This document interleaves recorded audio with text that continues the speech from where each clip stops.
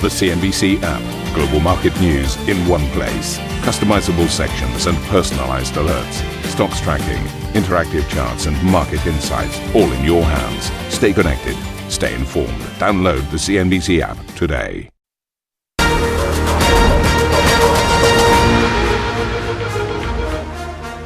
Welcome to Squawk Box. I'm Karen Cho with Steve Sedgwick. These are your headlines. The dollar declines and the Dow hits an all-time high as traders raise bets the Fed could opt for a jumbo 50 basis point cut this week. Japanese stocks sink as the yen strengthens past 140 to the dollar, while a CNBC survey shows a split over the timing of the Bank of Japan's next rate hike. Intel spiking after hours as it outlines plans to cut costs and reining spending in a flurry of announcements aimed at turning around the struggling chip maker. It's much more about building efficiency into that and making sure that we have good shareholder return for those significant investments that we're now seeing the end of the tunnel, as we say. And quite a prop for the market and the stock. Microsoft hiking its divvy and announcing a $60 billion buyback. The tech company reaping the benefits of its early AI push.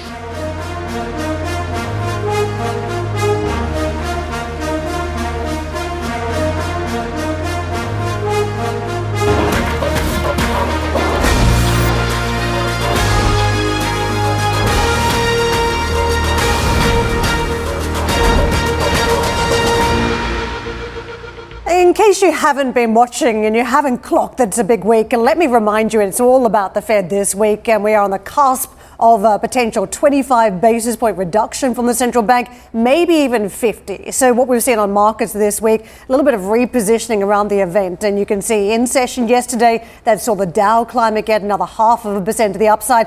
But that is on the back of what has been a number of sessions to the upside. We're now at 6 positive sessions in a row, and that was a fresh record high that you saw on the index there. The S&P 500 does slight increase, about 0.1% versus a decline for the Nasdaq. And different stocks featuring here. Goldman Sachs, real driver for the Dow to the upside. And often that is a feature when we do see some leadership from the Dow. It is thanks to Goldman Sachs driving that index higher. In terms of the other major ones, somewhat of a fade in the technology stocks, and that was where you saw some of the support prop taken out of the market yesterday. Apple too, concerns around the iPhone 16. This is the refreshed iPhone lineup, just whether those sales are lagging, and that was one of the undercurrents for the S&P 500, trapping its performance in a range, but also pulling the Nasdaq lower. Let me take you to what we're seeing on treasuries as we gear up for any changes, and don't forget this is a market that is 50-50 on whether we get a 50 basis point cut or 25 from the Fed this week. So the 2-year was sitting at 3.55%, so still perched high morning session,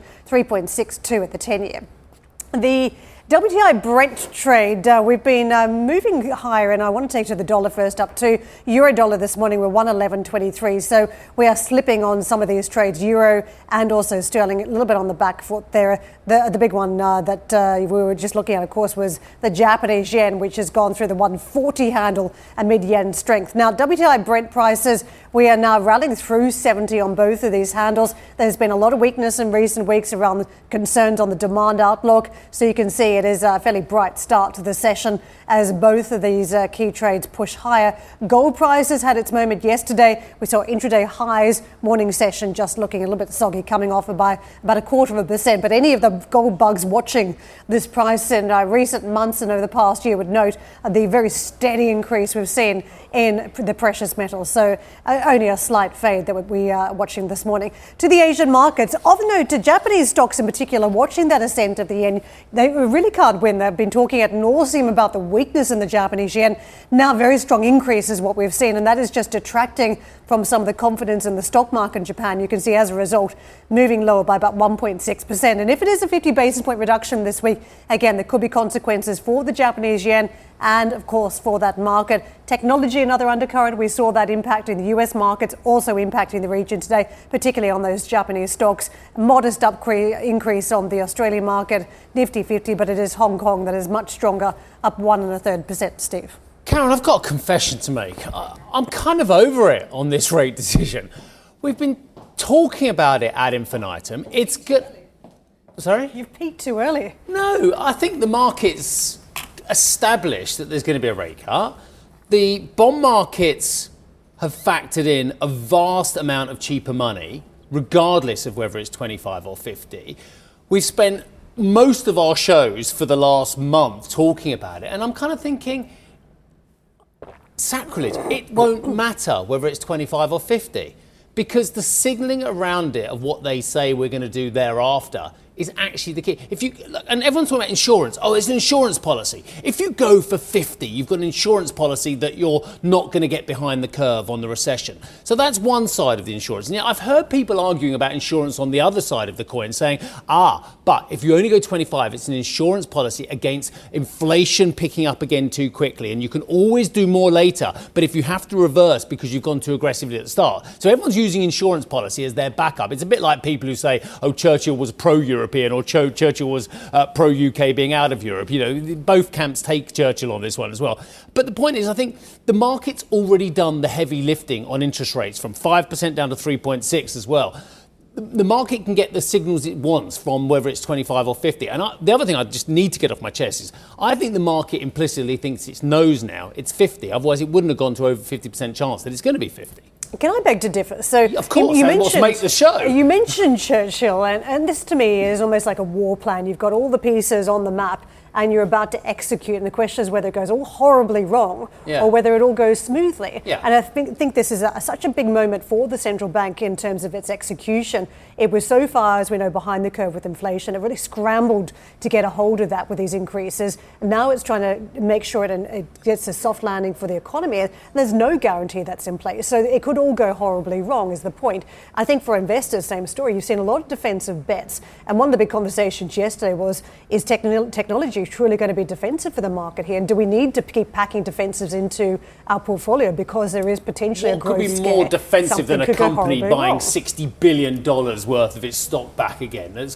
That's churning out more free cash flow than almost any other country in the world. So I think certain technology, such as Microsoft, can become very defensive by its nature. So where, for me, this gets interesting is if we move away from this growth shock potential, growth scare potential, we have all the clues from the central bank that, in fact, soft landing is in the bag. I think you get a rotation out of these defenses, whether it's technology defensives, whether it's more defensive bond proxies in the market where you've seen investors scooping up some of those names. You could get more rotations. I think this is such a big moment for the markets in terms of portfolio positioning. Super. Right. Well, as we've just discussed, and Karen mentioned at the wall, markets are ramping up bets for a more aggressive 50 basis point cut out of the Federal Reserve.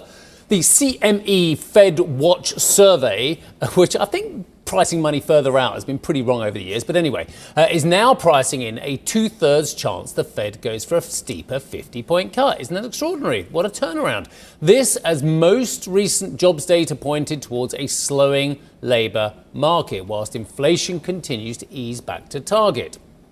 Meantime, let's take a look at some of the other big metrics here. The former policymakers are split over how deep the Fed should go. Former St. Louis President James Bullard and Dallas President Richard Fisher are urging the Fed to go for a more conservative 25 basis point cut.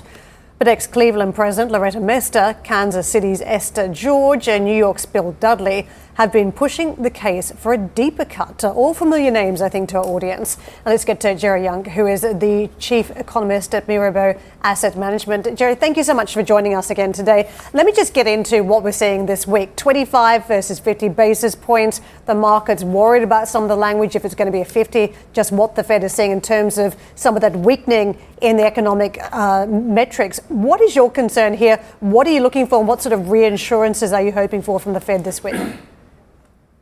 Sure. So actually taking a step back, I agree with Steve, and we agree with Steve. From an economist point of view, it doesn't really matter whether it's 50 or 25. What matters is interest rates are coming down. That's a first point. We are quite firmly actually in the 25 basis point camp. What will be probably even more important than the actual decision, or could be more important, is the details, namely around the dot plots and namely around the SEPs. In particular, whether growth will be changed, projection for growth, inflation, and in particular for unemployment. Saying you don't see the case necessarily for a 50 basis point rate reduction. So if one were to happen, what would your reaction be? So sure, we actually strongly overweight in the fixed income space on sovereign bonds, so on the treasuries.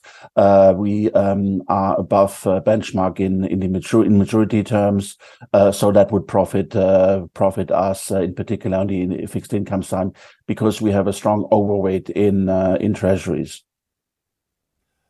Jero, fascinating hearing your thoughts already. I guess the one of the sensible questions to ask is, okay, we get 25 or 50. Again, we'll leave that one dangling there.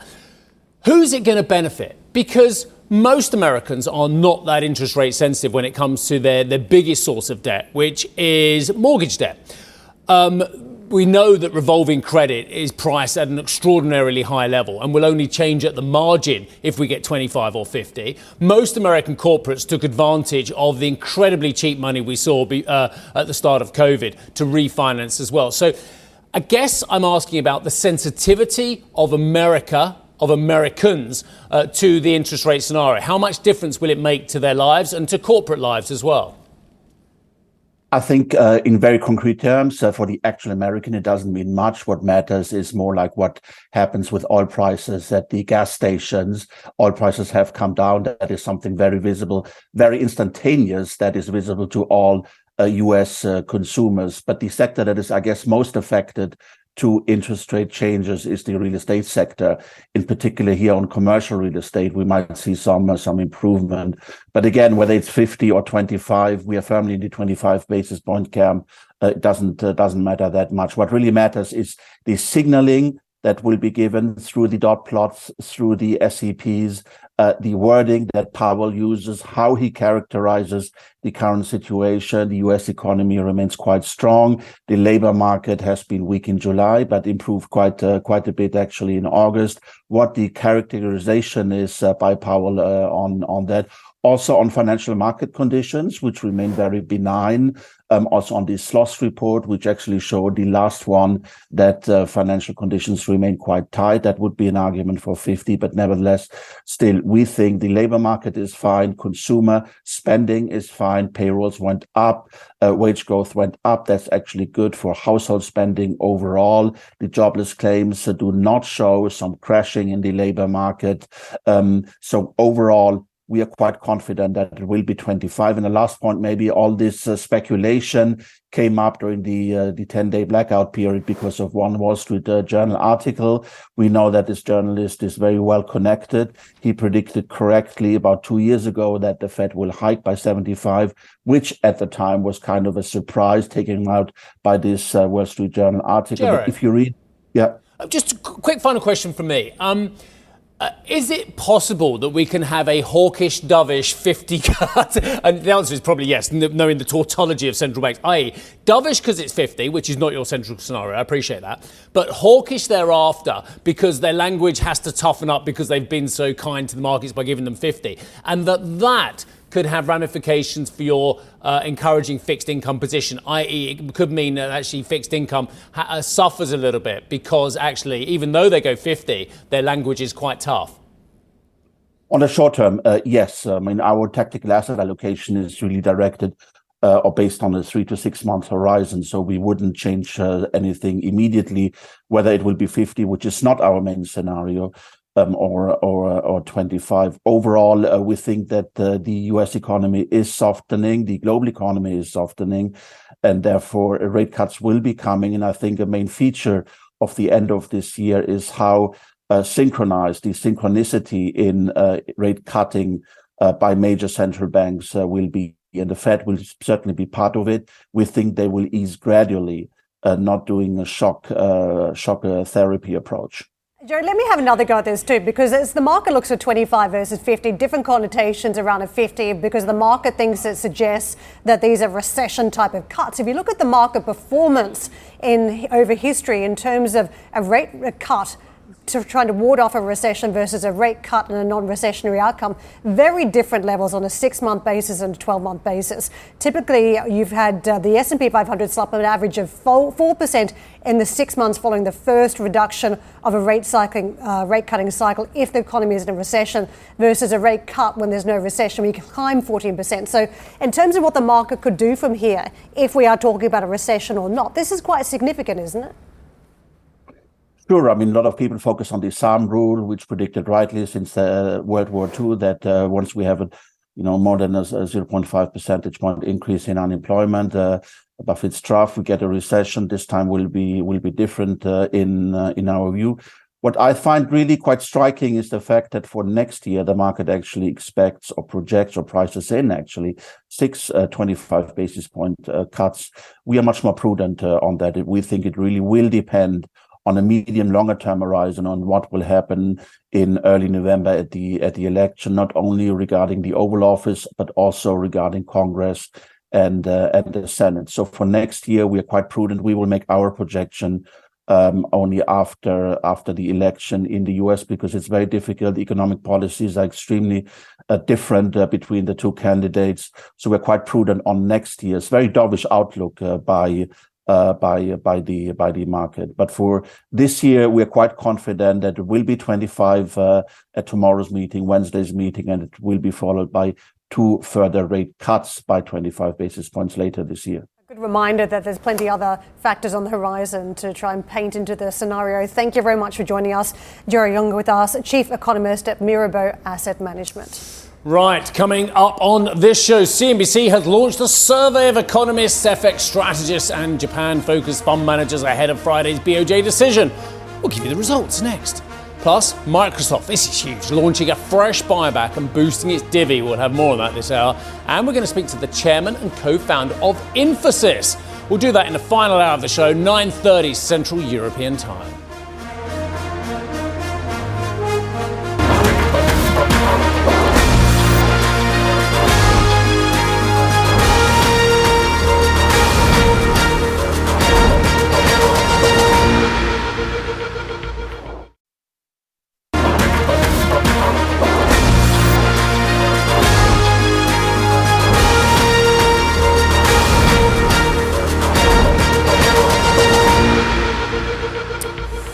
Japan's yen strengthening past 140 against the greenback for the first time in over a year, as now back under it, as the greenback saw further weakness amid expectations of a rate cut this week from the Federal Reserve. It's a two-way street, though, isn't it? Japan's currency has risen more than 10% against the greenback since its lows this year when it dropped below 160. I say it's a two-way street because, of course, it's about what the Japanese and Mr. Ueda is going to do and whether we're going to see some more hawkish language from the Japanese as well. I think it's two one-way streets. One-way direction this way and then a one-way direction the other way, which is, I think, causing some concern that you're seeing these very strong gyrations now in the currency as a result. Yeah, look, I mean, let us not kid ourselves. The Japanese, where are the Japanese now? They are at 0.25, I think.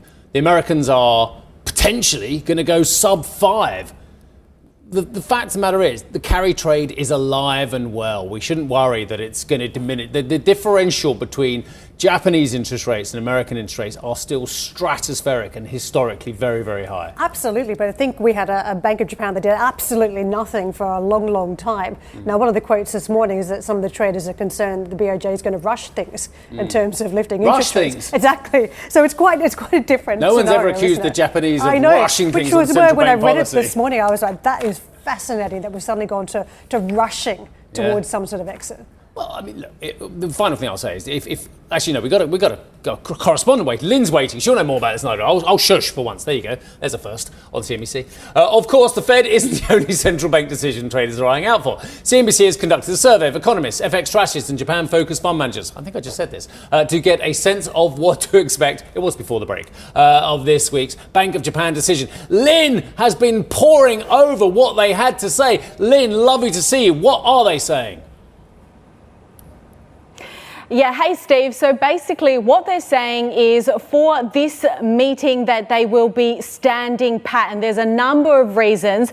But first of all, we did poll 32 analysts altogether. I need to give a shout out to the London team for helping out on that front. But in terms of the BOJ meeting come Thursday and Friday, there's many reasons why the BOJ will not move. Certainly the volatility we saw at the beginning of August, the yen yen strengthening as much as it has. And this could weigh on future decisions as well, remembering that in July, when the BOJ did decide to hike rates by 15 basis points, that they did cite concerns in terms of upside inflation risk. That is, you would think, no longer a concern now with the strength of the yen and the trend at the moment, but also, of course, the political sphere, because we know that the LDP will be going to an election next week, and we will, by extension, be getting a new Prime Minister of Japan as well. But it's in relation to the meetings coming up in October and December, where things